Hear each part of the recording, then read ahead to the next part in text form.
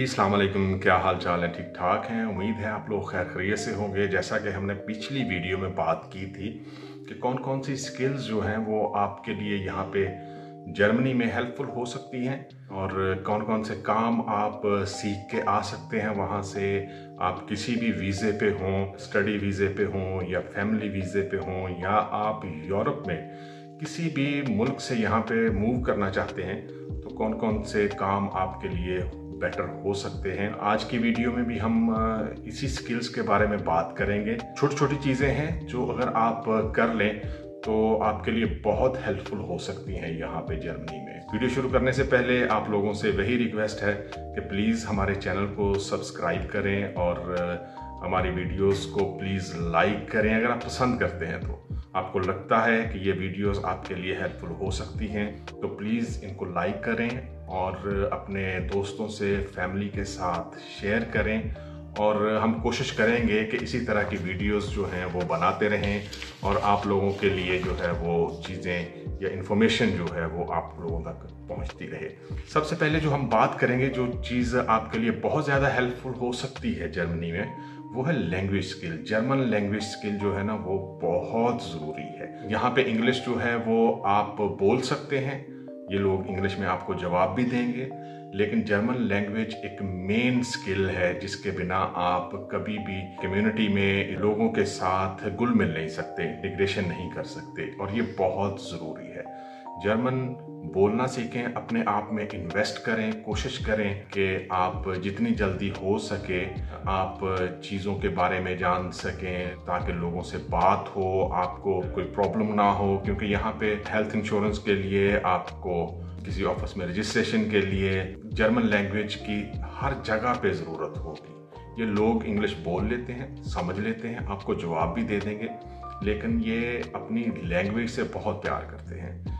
और जो बंदा भी जर्मन में फॉरेनर बात करेगा वो उसके लिए बहुत बहुत जो है ना वो हेल्पफुल हो सकता है। इसके अलावा मैं आपको बताऊं कि पंक्चुअलिटी, टाइम से आना, टाइम से थोड़ा पहले आना बहुत ज़रूरी है। यहाँ पे जर्मन जो है वो टाइम के बहुत ज़्यादा पाबंद हैं। ये अपनी कोई भी अपॉइंटमेंट हो, वो प्रोफेशनल हो या वो प्राइवेट हो, कोशिश करते हैं कि टाइम से पहले पहुँच जाएं।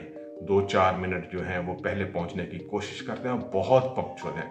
आप लोगों को टाइम की पाबंदी करनी होगी, ये भी आपके लिए हेल्पफुल हो सकता है। ये छोटी छोटी स्किल्स हैं जिन पे आप काम करके यहाँ पे बहुत जल्दी जो है वो कामयाब हो सकते हैं और आपके लिए हेल्पफुल भी हो सकती हैं। तीसरी स्किल के बारे में बात करूँगा, ये काम करने का तरीकाकार है। जर्मन लोग जो हैं वो यहाँ पे जो अपने प्रोफेशन में बहुत ही प्रोफेशनल होते हैं।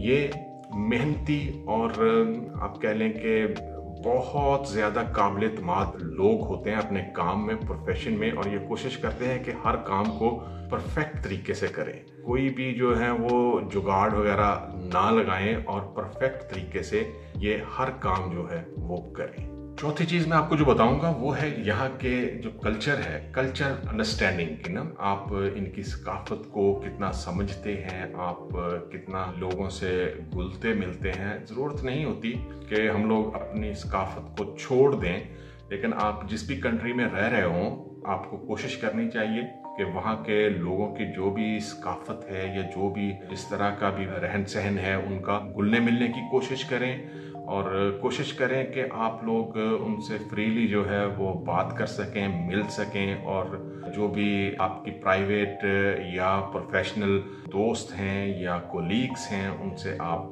फ्रीली जो है वो बात कर सकें, मिल सकें, उनके साथ घुले मिलें, और जो भी फंक्शंस वगैरह होते हैं वहाँ पे जाने की कोशिश करें ताकि आप लोग समझ सकें यहाँ के लोग एक्चुअली किस तरह रहते हैं और किस तरह अपने कल्चर को या अपनी सकाफत जो होती है उसको कैसे प्रोटेक्ट करते हैं। पांचवी जो चीज़ है वो मैं आपको बताऊंगा, यहाँ पे जो पेशा वाराना रवैया है, हम काम के दौरान रवैया कैसा रखते हैं। जर्मन लोग जो हैं वो बहुत फॉर्मल रहते हैं काम के दौरान। आप लोगों को कोशिश करनी चाहिए कि बिल्कुल अकॉर्डिंग टू द वर्क जो है वो बात करें और जो लिबास आप पहन के आए वो आपके काम के लिहाज से सूट करता हो। फैंसी या इस तरह के लिबास जो है वो आप ऑफिस में नहीं पहन सकते। यहाँ पे होता है इस तरह के प्रोग्राम्स जो हैं वो होते हैं कि जहाँ पे आपकी कंपनी की गैदरिंग होती है, जैसे क्रिसमस पार्टी है, जैसे समर पार्टी है। इस तरह की चीज़ें तो होती हैं जहाँ पे आप जो भी फैंसी चीज़ें हैं या अपनी कंट्री का लिबास भी पहन के आ सकते हैं, लेकिन काम के दौरान कोशिश करें कि प्रोफेशनल जो है रवैया आपका हो और प्रोफेशनल लिबास हो।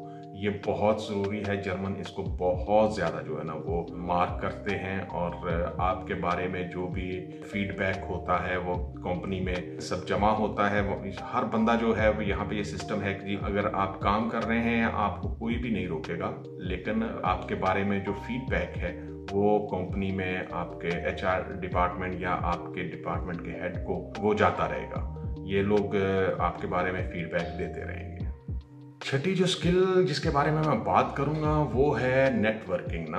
आप कैसे नेटवर्किंग जो है वो बढ़ा सकते हैं, जर्मन से रिलेशन बढ़ा सकते हैं। लेकिन ये ओवर द टाइम होता है जब आप मुसलसल जो है वो एक कंपनी में जॉब करते हैं, वहाँ पे आपके दोस्त होते हैं और प्राइवेट दोस्त होते हैं, और आहिस्ता आहिस्ता जो है वो आप लोग बाहर भी जो है वो जाना शुरू कर देते हैं और अपनी प्राइवेट लाइफ भी शेयर करना शुरू कर देते हैं। मोस्टली जर्मन जो है वो बहुत ओपन होते हैं, लेकिन वो अपने प्रोफेशनल लाइफ को और प्राइवेट लाइफ को हमेशा जो है वो दो साइडों पे रखते हैं। प्रोफेशनल काम के दौरान वो अपनी प्राइवेट जो भी कॉल्स करनी हो या ईमेल्स करनी हो वो नहीं करते।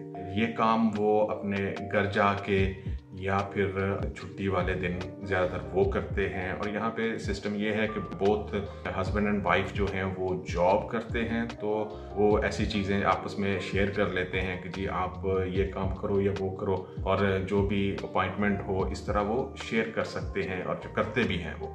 तो नेटवर्किंग जो है वो बहुत ज़रूरी है आप लोगों के लिए। आप अपने दोस्त बनाएं अगर आप यहाँ पे कामयाब होना चाहते हैं। जर्मन से बात किया करें, डायरेक्ट बात किया करें, और ये डायरेक्ट बात को बहुत पसंद करते हैं जर्मन। ऐसे नहीं है कि आप घुमा फिरा के बात करो या आपके पास कोई क्लियर विजन ना हो, ये भी आपके लिए नुकसान दे सकता है। कोशिश करें कि कम बोल लें, लेकिन जितना भी बोलें क्लियर बोलने की कोशिश करें, परफेक्ट बोलने की कोशिश करें। ये आपके लिए बहुत ज़्यादा हेल्पफुल होगा यहाँ पे जल्दी कामयाब होने के लिए। जो सातवीं स्किल जिसके बारे में मैं बात करूंगा वो है प्रॉब्लम सॉल्विंग स्किल्स जो होती हैं। जैसे कोई भी प्रॉब्लम हो आप उसको कैसे सॉल्व करते हो, कितनी जल्दी समझते हो और कितने टेक्निकल अंदाज में इसको हैंडल करते हो। यहाँ पे जर्मन्स जो हैं वो ऐसे लोगों को पसंद करते हैं जो प्रेशर ले सकते हैं, जिनमें कॉन्फिडेंस है, जो क्लियर हैं अपने जो भी काम है, अपने विजन के बारे में बहुत क्लियर हैं। ऐसे लोगों को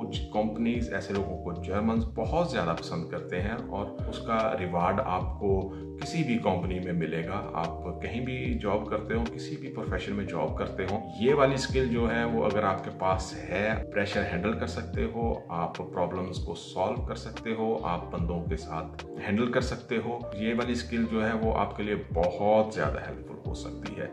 और कोशिश करें इस स्किल पे काम करने की, जितना आप कर सकते हैं। चीज़ों को समझने की कोशिश करें पहले, उसके बाद प्रॉब्लम को समझने की कोशिश करें, उसके बाद उसके सॉल्यूशन के बारे में जो है वो आप अपनी राय दे सकते हैं। अगर आप कर सकते हैं, नहीं कर सकते, अगर आपको हेल्प भी चाहिए होगी तो आप यहाँ पे फ्रीली जो है वो हेल्प के लिए कह सकते हो अपने कोलीग्स को, अपने डिपार्टमेंट हेड को। जिस कंपनी में भी आप काम कर रहे हैं, आपको जहाँ पे भी आप काम कर रहे हैं, आप छोटे से पिज्ज़रिया में काम कर रहे हैं, आप बेकरी में काम कर रहे हैं, आप एक बड़ी कंपनी में काम कर रहे हैं, अगर आपको कोई प्रॉब्लम है और उसको सॉल्व करने में आपको प्रॉब्लम पेश आ रही है तो आप उनसे डिस्कस कर सकते हो, वो आपकी ज़रूर हेल्प करेंगे। लेकिन ये स्किल होना बहुत ज़रूरी है। आप कितने कॉन्फिडेंट हो अपने काम में और कितना प्रेशर ले सकते हो, ये बहुत ज़रूरी है। आठवीं स्किल जिसके बारे में मैं बात करूँगा ये है एजुकेशनल क्वालिफिकेशंस। जर्मन जो हैं वो हाईली क्वालिफाइड है। यहाँ पे आपको जर्मनी में हर 50 में से एक बंदा जो है वो PhD मिल जाएगा, और हर बंदा जो है वो ऑसबिल्डिंग एटलीस्ट जो है वो करता है। मोस्टली जो है वो बैचलर तक एजुकेशन लेते हैं, मास्टर्स होते हैं, बहुत ज़्यादा एजुकेटेड पीपल हैं। आपका एजुकेशनल बैकग्राउंड जो है वो आपके लिए बहुत ज़्यादा हेल्प हेल्पफुल हो सकता है। अगर आप पाकिस्तान में, इंडिया में या बांग्लादेश में या अफगानिस्तान में, जिस भी कंट्री से हैं आपने अगर वहाँ से आपका एजुकेशनल बैकग्राउंड है, आपने वहाँ से डिप्लोमा किया हुआ है, आपने कॉलेज यूनिवर्सिटी वहाँ से कोई डिग्री ली है, तो ये आपके लिए यहाँ भी बहुत ज़्यादा हेल्पफुल हो सकती है। मैं ये तो नहीं कह सकता ये 1-2-4 दिन का तो काम है नहीं कि आप वहाँ से जल्दी जल्दी से कोई डिग्री लेके आ जाएं, लेकिन कोशिश करें अगर आपके पास टाइम है तो आप किसी भी डिपार्टमेंट में, किसी भी प्रोफेशन में एटलीस्ट जो है वो ट्रेनिंग करें, एटलीस्ट जो है वो आप डिप्लोमा कर लें। हमारे जैसे मुल्कों में तो तकरीबन जो है वो 6 वीक का, 6 मंथ का कोई ना कोई डिप्लोमा हो सकता है। ये आपके लिए बहुत ज़्यादा हेल्पफुल हो सकता है। जैसे मैंने पिछली वीडियो में बात की थी कि अगर आप पिज़्ज़ेरिया का काम सीख के आ जाएं तो ये भी आपके लिए बहुत ज़्यादा हेल्पफुल हो सकता है। आप इससे अर्न कर सकते हो और प्राइवेट भी आपके लिए हेल्पफुल हो सकता है। आप खाना बनाना जानते हो, यहाँ पे क्योंकि क्रिश्चियन कंट्री है तो बहुत ज़्यादा चीज़ें जो है वो हलाल आपको नहीं मिलेंगी। उसके लिए फिर आप कोशिश करते हैं जी कि खुद से कुछ ना कुछ बनाएं, तो ये चीज़ें आपके लिए हेल्पफुल हो सकती हैं। ये भी एक स्किल है। आप अगर इस पे काम करेंगे, अपने आप पे इन्वेस्ट करेंगे तो ये आपके लिए हेल्पफुल हो सकता है। जो 9th स्किल है उसके बारे में मैं आपको बताऊं, यहाँ पे जो अवेयरनेस है, यहाँ के कानून के बारे में, यहाँ के ज़ाब्ते के बारे में अवेयरनेस बहुत ज़रूरी है। उसके बारे में जानना बहुत ज़रूरी है। ये ना हो कि आप यहाँ पे जो लॉज हैं उनके बारे में जानते नहीं हैं और आप अनजाने में कोई ऐसा काम कर जाएं या ऐसी गलती कर जाएं कि जिससे आपको बहुत ज़्यादा फाइन हो जाए। ये बहुत ज़रूरी है। आप कोशिश करें, अगर आपको नहीं पता या आप लोगों को देखें, ऑब्जर्व करें कि जी यहाँ पे सिस्टम कैसा है। जैसे सफाई का सिस्टम है, आप यहाँ पे ऐसे ही बॉटल्स या कार्टन इस तरह नहीं फेंक सकते। आप रोड पे हर जगह पे आपको बॉक्स नज़र आएंगे और बॉक्स के डिफरेंट कलर्स हैं। आप उसी कलर्स में जो चीज़ है वो उसमें फेंक सकते हैं।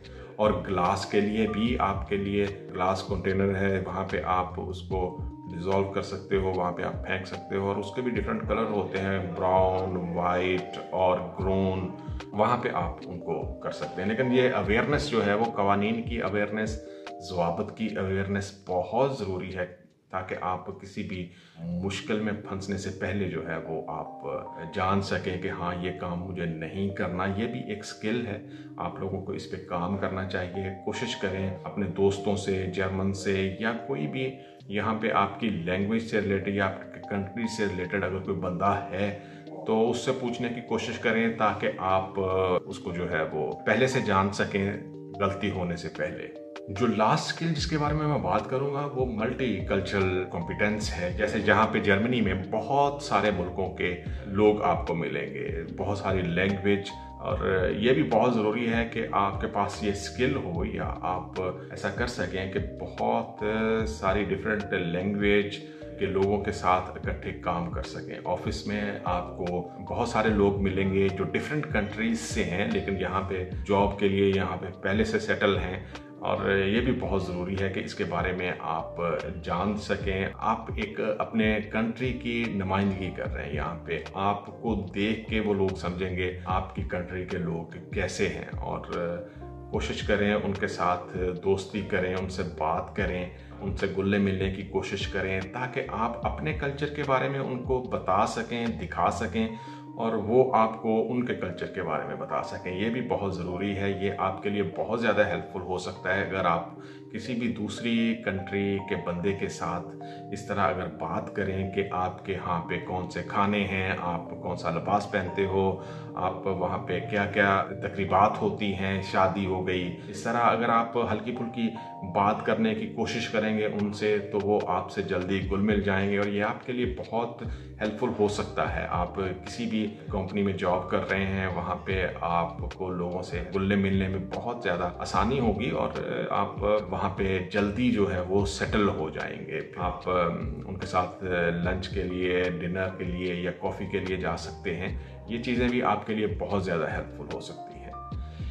मिलते हैं फिर इंशाल्लाह जो है वो नेक्स्ट वीडियो में, लेकिन उससे पहले फिर एक बार रिक्वेस्ट है कि प्लीज़ हमारे YouTube चैनल को सब्सक्राइब करें और अगर ये वीडियोज़ आपको पसंद आ रही हैं तो दोस्तों से, फैमिली के साथ शेयर करें और हेल्प करें हमारी। इंशाल्लाह मिलते हैं फिर नेक्स्ट वीडियो में। अल्लाह हाफिज़।